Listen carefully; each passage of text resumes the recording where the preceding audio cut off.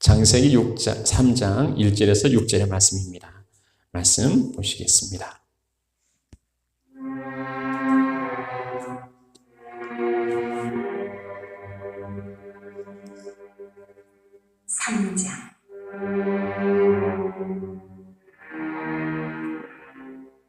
그런데 뱀은 여호와 하나님이 지으신 들짐승 중에 가장 강교하니라. 뱀이 여자에게 물어 이르되 하나님이 참으로 너희에게 동산 모든 나무의 열매를 먹지 말라 하시더니라. 여자가 뱀에게 말하되 동산나무의 열매를 우리가 먹을 수 있으나 동산 중앙에 있는 나무의 열매는 하나님의 말씀에 너희는 먹지도 말고 만지지도 말라. 너희가 죽을까 하노라 하셨느니라.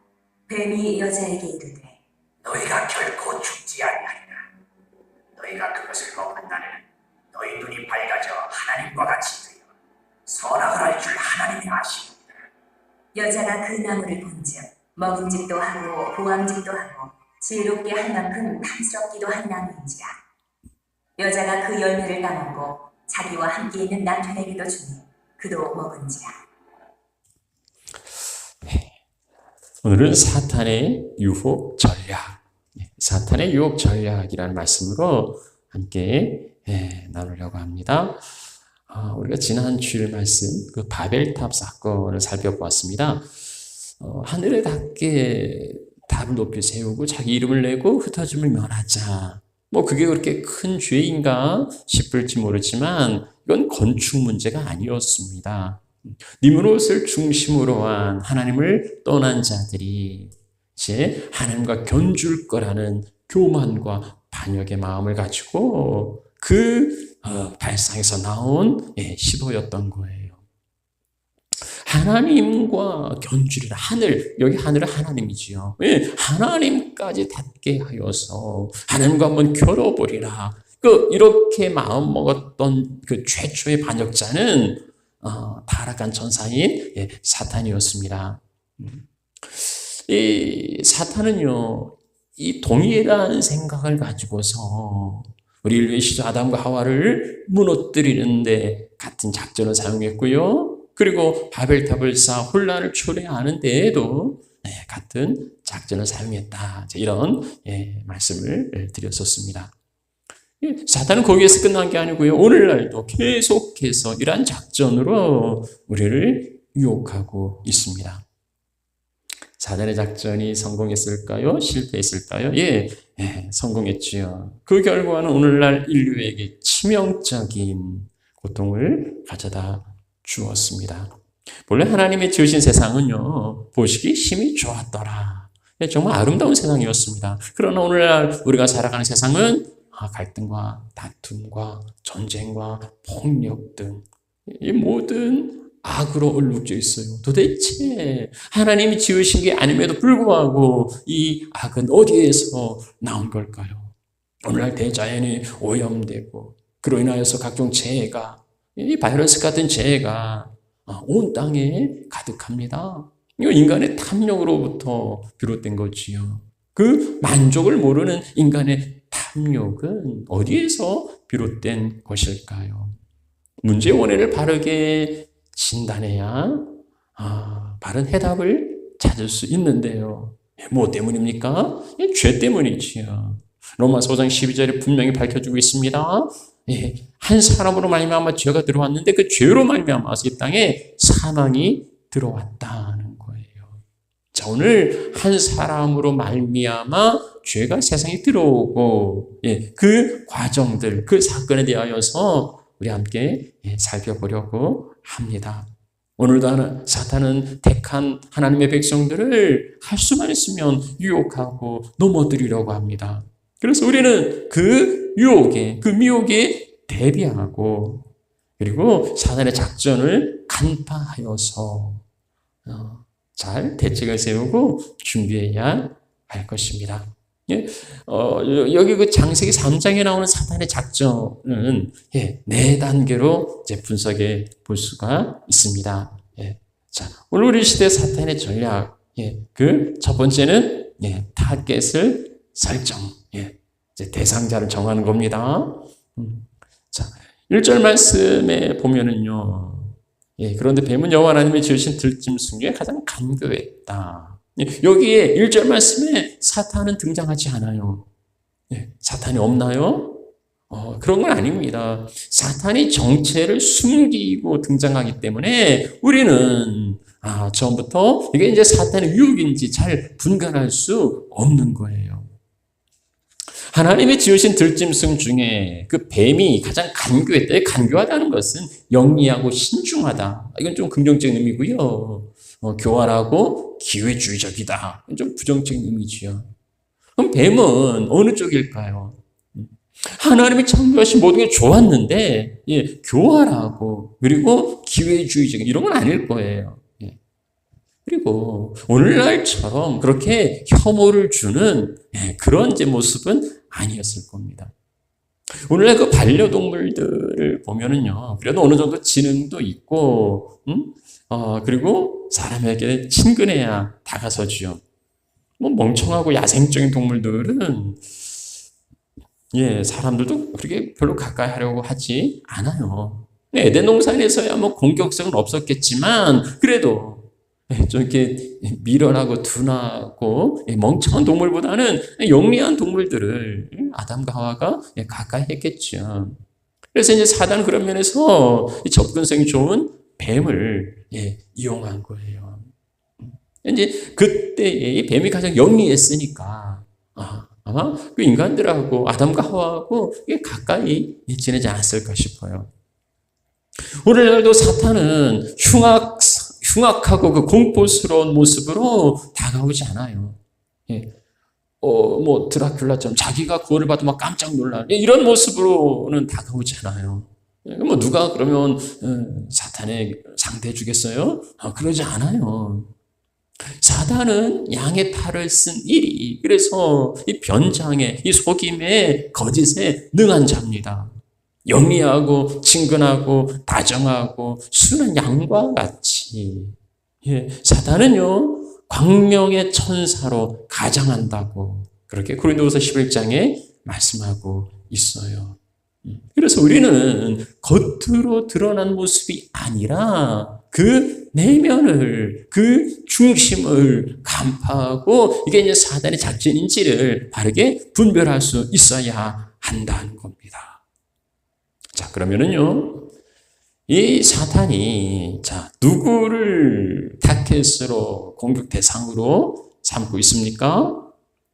뱀이 여자에게 물어 이르되 여자에게 접근해요. 자, 뱀이 여자에게 접근한 이유는 뭘까요? 뭐 뱀이 이쁜 걸 알아가지고 아니면 뱀도 여자를 좋아해서 그런 걸까요? 이제 이런 이제 웃기는 해석을 이제 통일교에서 하는데 그러니까 뱀, 사단과 하와가 눈에 맞아가지고서는 이제 타락했고 이제 그걸 회복하는 게 문선명의 그 피가 흐름의 원리다. 뭐 이렇게 이제 이야기를 합니다. 말도 안 되는 이야기에 또 수많은 사람들이 속아 넘어가는 걸 보면 인간이 참 지혜롭다 하나 무지하게 돼요. 참 무지한 자들임을 알 수 있습니다. 뱀이 왜 여자에게 접근했을까요? 뭐 갈비뼈로 만들어서 남자보다 약하니까? 뭐 아니면 뭐 감성적이어서 쉽게 미혹하니까? 뭐 그럴까요? 아니에요. 그렇진 않아요. 뭐 이게 웃자고 지어낸 이야기들 가운데 이런 게 있어요. 아담이 하나님께 하나님, 정말 하와를 저렇게 예쁘게 만드셨어요. 정말 어찌해서 저렇게 예쁘게 만들으셨어요. 감사합니다. 하나님께서 그래야 네가 하와만 바라보고 사랑할 게 아니냐. 근데 이제 아담이 또 이야기를 하나님 하와를 가만히 보니까 좀 백치미가 있어요. 좀 멍청한 게 있어요. 왜 저렇게 멍청하게 만드셨어요? 하나님이 대답하시오. 그래야 하와가 널 사랑하지. 그렇지 않으면 어떻게 널 사랑할 수 있겠냐. 이게 이제 다 웃자고 지어낸 이야기니까, 여자가 약하니까 미련해서 뭐 이런 거 아닙니다. 이런 거 아니고요. 그러면 왜 그 사탄은 하와에게 접근했을까요?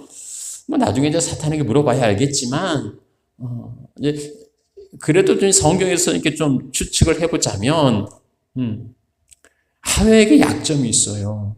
그건 뭐냐면, 이 하나님과 언약, 하나님과 맺은 언약은 아담하고 맺은 거예요. 물론 이제 아담이 전 인류의 대표지만, 이 언약은 하와가 태어나기 전에 아담과 맺은 언약입니다. 창세기 2장 16절 말씀에 보면 그 사람, 그러니까 아담이지요. 그래서 동산 각종 나무 열매는 먹을 수 있지만 선악을 알게 하는 나무 열매는 먹지 말라. 그걸 먹으면 죽는다. 자, 그리고 18절 말씀, 여호와 하나님이 이르시되 사람이 혼자 사는 게 좋지 아니하니. 그러니까 이때까지는 아담 혼자 있었던 거예요.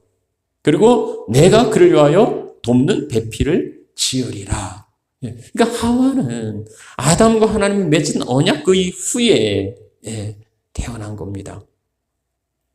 그러니까 하와가 먹으면 죽는다는 말씀을 하나님께로부터 직접 들은 건 아니고 아담에게서 들은 거지요. 아무래도 하나님께 직접 들은 것보다는 정확성도 떨어질 거고 확신도 덜하겠지요. 그럼에도 하와는 이게 아담의 이야기가 아니고 하나님의 말씀으로 알았어야 했고 그 말씀을 새기고 중요하게 여겼어야 했다는 겁니다. 이게 생사가 달린 문제인데 정확하게 듣고 엄중히 간직해야 하는 거 맞죠. 그런데요, 이제 보면 알지만 하와는 귀담아 듣지 않았던 것 같아요. 그냥 대충 먹으면 안 되지 뭐. 그냥 대충 알고 있었지 정확하게 알고 있진 않았습니다. 이 상황이 우리에게 주시는 교훈은 뭘까요? 말씀을 정확히 알고 있지 않으면 사탄의 시험의 대상이 될 수 있고 그리고 승리할 수 없다는 겁니다. 오늘날 우리도 하와와 같은 입장에 있을 거예요. 누구도 하나님께 직접 말씀을 들은 사람은 없습니다. 성경의 원 저자가 기록한 말씀도 우리 가운데 없어요. 이제 사본이 남아있는 거죠. 그러니까 하와가 아담을 통하여서 들었던 것처럼 우리도 누군가를 통하여서 혹은 성경을 통하여서 말씀을 들을 뿐입니다. 그러나 그 말씀이 누군가를 통하여서 전해지는 말씀이라 할지라도 설교자를 통하여 전해지는 말씀이라 할지라도 그것이 사람의 말이 아니라 하나님의 말씀으로 듣는 거, 하나님의 말씀으로 듣는 건 중요한 거예요. 성경도 그저 고대에 떠돌아다니는 그런 문서를 모아가지고 어떻게 엮어놓은 책이 아니라 이스라엘의 역사서 정도가 아니라 성경은 정확무오한 하나님의 말씀이고 우리 신앙과 생활의 유일한 표준이라는 그 고백, 그것은 우리 신앙의 든든한 기초예요. 이 기초가 없으면 우리 신앙은 세워질 수 없어요. 데살로니가서 2장 3절 말씀에 그러지요. 우리가 참 너에게 감사하는 것은 너희가 우리에게 들은 바 하나님의 말씀을 받을 때에 그 데살로니가 교인들이 바울과 그 일행으로부터 하나님의 말씀을 받을 때에 사람의 말로 받지 아니하고 하나님의 말씀으로 받음이니 그들은요 이게 이제 사람의 말이나 사람 이야기가 아니라 하나님의 말씀으로 받았다는 겁니다. 그들이 하나님의 말씀으로 받을 때 진실로 그러하다 이 말씀이 또한 너희 믿는 자 가운데서 역사하느니라. 하나님의 말씀으로 받을 때에 그 말씀이 믿는 자 가운데 역사한다는 거예요. 설교를 듣거나 하나님의 말씀을 묵상하거나 아니면 하나님의 말씀을 배울 때도 마찬가지입니다. 이게 단지 그냥 어떤 지식을 배우는 게 아니고 하나님의 말씀이라는 거예요. 갈변의 설교자가 하나님의 말씀을 선포할 때 하나님의 말씀을 그대로 전한다는 점에서 설교도 하나님의 말씀이라고 그렇게 강조했습니다. 우리가 액면가 그대로 받아들이기는 어렵지만은 그러나 성경을 근거로 하나님의 말씀을 선포할 때는 그 말씀이 하나님의 말씀임에는 분명해요. 그래서 설교자는 강단을 가벼이 여기고 속되게 여겨서는 안 되고요. 하나님의 말씀을 대신 전한다는 두렵고 떨림이 있어야 되고요. 회중들도 사람의 말이 아니라 그 가운데서 하나님의 음성으로 들으려는 그 믿음이 있어야 한다는 겁니다. 예, 하와가 비록 아담으로부터 하나님의 말씀을 들었다 할지라도 그 말씀을 분명히 새기고 바르게 알고 있어야 했습니다. 그러나 하와는 그러지 못했어요. 우리가 또 한 가지 여기에서 아쉬운 게 있어요. 예, 뭐냐면 하와는 왜 그 사탄을 혼자서 그 상대했을까 하는 거지요. 아담과 하와는 부부예요. 한 몸이에요.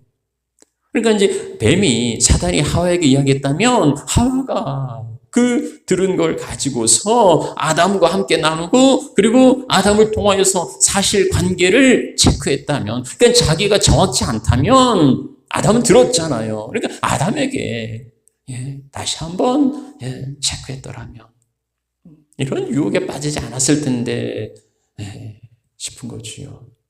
하와도 부족하고 아담도 부족하지만 그래서 돕는 배필 서로를 돕기 위하여서 하나님께서 아담에게 하와를 만들어 주셨지요.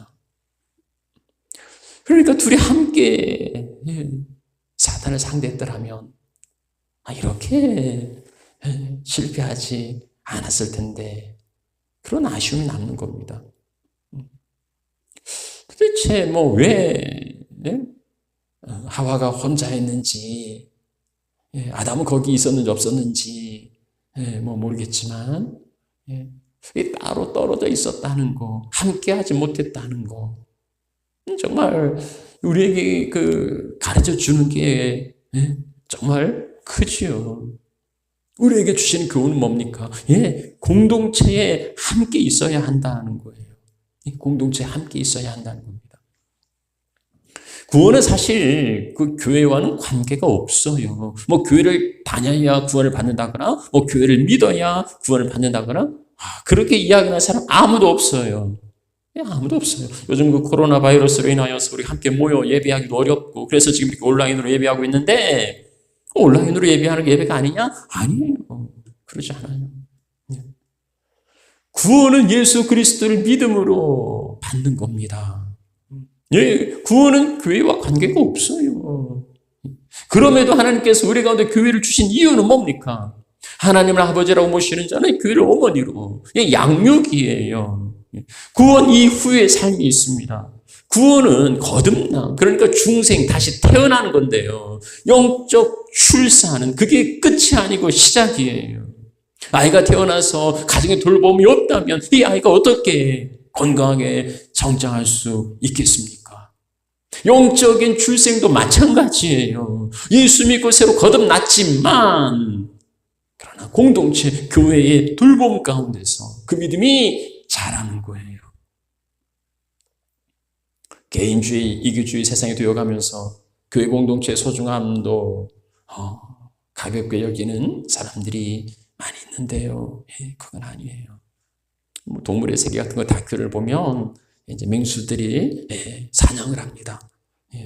맹수의 그 공격 대상은 어떤 동물입니까? 그냥 물이 지어 있으면 이 맹수들도 이렇게 쉽게 사냥을 할 수가 없어요. 그래서 이제 일단은 그 무리를 흩어지게 하죠. 그리고 무리에서 이탈해 나온 그 동물은 이제 타겟이 됩니다. 무리와 함께 있지 않고 거기에서 떨어져 나와 있는 그 동물이에요. 우리가 시너지라고 하는데요. 나는 부족해도 함께하는 공동체에 있으면 1+1은 2가 아니라 그 이상이라는 거예요. 타오르는 나무도 흩어놓으면 꺼지지만 그러나 꺼져가는 나무도 함께 모아놓으면 다시 타오르지요. 전도서 4장에서 그것을 말씀하고 있습니다. 두 사람이 한 사람보다 낫다는 거예요. 하나가 넘어지면 일으켜줄 자가 없으면 그가 화가 있을 거라는 겁니다. 두 사람이 함께 놓으면 따뜻하지만 혼자 놓으면 어찌 따뜻하겠느냐. 한 사람은 패하지만 두 사람은 맞설 수 있고 세 겹줄은 쉽게 끊어지지 않는다. 공동체 유익이에요. 부부관계처럼 오늘날 부부라 해도 각방 쓰고 나무도 못한 그 바람난 부부도 있는데 그런 부부 말고 하나님께서 본래 맺어준 그러한 가정, 가정의 가장 기초는 남편과 아내지요. 그리고 그로 말미암아 태어난 자녀들입니다. 그게 가족이에요. 형식적인 공동체가 아니라 사랑의 끈으로 끈끈이 묶여있는, 매여있는, 연결되어 있는, 접속되어 있는 그런 친밀한 공동체가 오늘 이 시대에 더욱 절실합니다.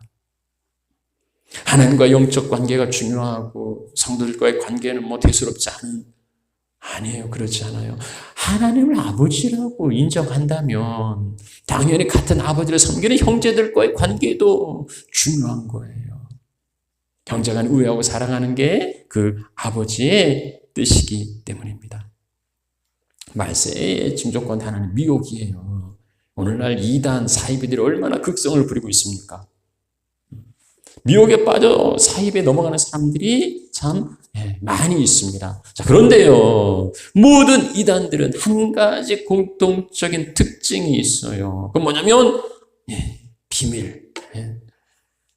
그러니까 너만 알고 있으라는 거예요. 다른 사람에게는 말하지 말라는 거예요. 가족에게도 말해서는 안 되고 친구에게 말해서는 안 되고 그 목사에게도 비밀로 하라는 거예요. 언제까지요? 세뇌될 때까지. 아니 어떤 정상적인 교회가 우리 교회 나오는 거 비밀로 합시다 이런데 아무 데도 없어요. 그런데 이 사이비 이단들은요, 자기들이 사이비라는 걸 남들이 알아요. 그러니까 그걸 쉬쉬하고 숨기는 거예요. 공동체로부터 단절시키고 자기들 무리로 끌어올려는 거예요. 이제 그렇게 홀로 있다가 이제 세뇌를 당하면 영혼을 빼앗기고 살아있지만은 죽은 좀비처럼 그렇게 되는 겁니다. 공동체의 소중함. 하와가 아담하고 함께 있었더라면, 하와가 사단의 이야기를 가지고 아담을 통해서 한 번 더 확인했더라면 인류의 이런 불행은, 비극은 없었을 텐데 하는 아쉬움이 있는 거지요. 자, 사단의 첫 번째 작전은 이제 자기를 숨기고 타겟을 정해서 접근합니다. 그 타겟은 말씀에 분명치 않는 자, 그리고 공동체에서 떠나 홀로 있는 자입니다. 자, 그럼 이제 두 번째 그에 대해서 이제 탐색전을 펼칩니다. 한번 이제 찔러보는 거예요. 자, 3장 1절 말씀에 여자에게 말합니다. 하나님이 참으로 너에게 동산 모든 나무의 열매를 먹지 말라 하시더냐? 이 사단의 질문은 굉장히 오묘해요. 참으로, 진실로, 정령, 어떤 사실에 대한 강한 놀라움이나 어떤 호기심을 나타내는, 진짜로 하면서 호들갑을 떱니다. 먹지 말라 하시더냐? 정확한 번역은 먹지 말라 한 게 사실이냐? 하와, 좀 하나님이 모든 나무 실과를 먹지 말라고 한 거야? 아주 하와를 생각하는 것처럼 그렇게 요란 법석을 떨고 있어요. 자, 그런데 이 사탄의 질문과 원래 하나님이 주셨던 말씀을 한번 비교해 봅시다. 하나님은요, 각종 나무 열매는 임으로 먹지만 선악 알게 하는 나무 열매는 먹지 말라. 내가 먹는 날에는 반드시 죽으리라. 다른 점이 있어요. 뭐가 다릅니까? 강조점이 달라요. 하나님은 그 동산 각종 나무의 열매는 다 먹으라. 다 먹으라. 허락이에요. 다 먹어도 돼. 다 먹을 수 있어. 그러나 단 한 가지, 다 먹을 수 있지만 단 한 가지, 그건 먹으면 안 돼. 그건 죽음의 열매야. 그러니까 하나님은요, 다 먹으라고 이 허락의 강조점이 있어요. 자, 그런데 뱀의 이야기를 들어보면요, 긍정적인 허락사항은 아무것도 없어요. 하나님이 모든 나무 열매를 먹지 말라고 하더냐? 그 금지의 강조점을 찍고 있습니다. 뱀은 모든 나무의 실과를 하나님이 금하신 것처럼 질문하고 있어요. 하나님이 인색하신 분으로, 하나님이 엄격하신 분으로 그렇게 몰아세우고 있는 겁니다. 아마 사단이 처음부터 선악과를 가지고서 하나님 그 선악과 먹지 말라고 하셨니? 뭐 이렇게 물어보면 누구든지 그랬어 뭐 이렇게 대답할 거예요. 그런데 사탄은 동산 모든 나무의 실과를 금하신 것처럼 하나님의 선하심에 대하여서 의심을 불러일으키도록 시도하고 있는 거예요. 이건 무엇입니까? 하와가 하나님의 말씀에 대해서 얼마나 신중하고 엄격하게 그 마음에 담고 있는지를, 얼마나 정확하게 하나님의 말씀을 알고 있는지를 시험하는 거예요. 하와를 이해하고 하와의 편이냐, 그렇게 호들갑을 떨지만 하나님의 선하심을 의심하게 만드는 그런 질문으로 찔러보고 있는 겁니다. 하와가 이 시험에서 통과했을까요? 정확하게 알고 정확하게 대답했을까요? 하와의 대답 2절과 3절에 나오죠.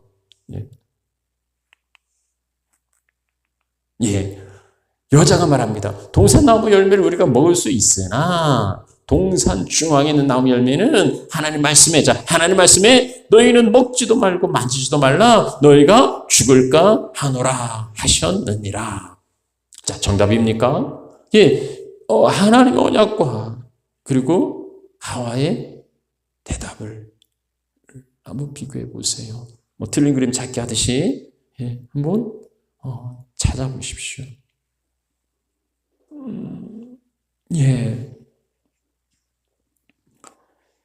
하와가 임의로 더하기 빼기를 하고 있어요. 자, 더하기는 뭡니까? 뭘 더했습니까? 먹지 말라고 하셨어요. 그런데 거기에 하와는 덧붙입니다. 먹지도 말고 만지지도 말라. 나나에 쳐다보지도 않을 거라고. 그렇게 결심하는 건 귀한데, 그러나 없는 하나님의 말씀을 지어내서 붙이는 것은요, 그만큼 하나님의 말씀을 가볍게 여기고 있다는 거예요. 내가 하나님의 말씀을 도할 수 있다고 생각하는 거예요.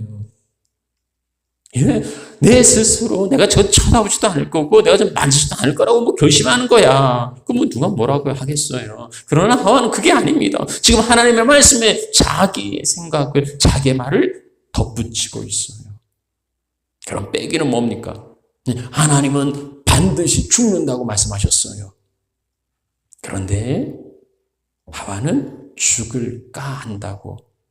하나님은 반드시 100% 예외 없이 절대적으로 죽는다고 말합니다. 그런데 하와는요, 죽을 수도 있을 것 같아 라고 가능성으로 약화시키고 있어요. 절대적인 하나님의 말씀을 상대적인 것으로 가벼이 취급하고 있습니다.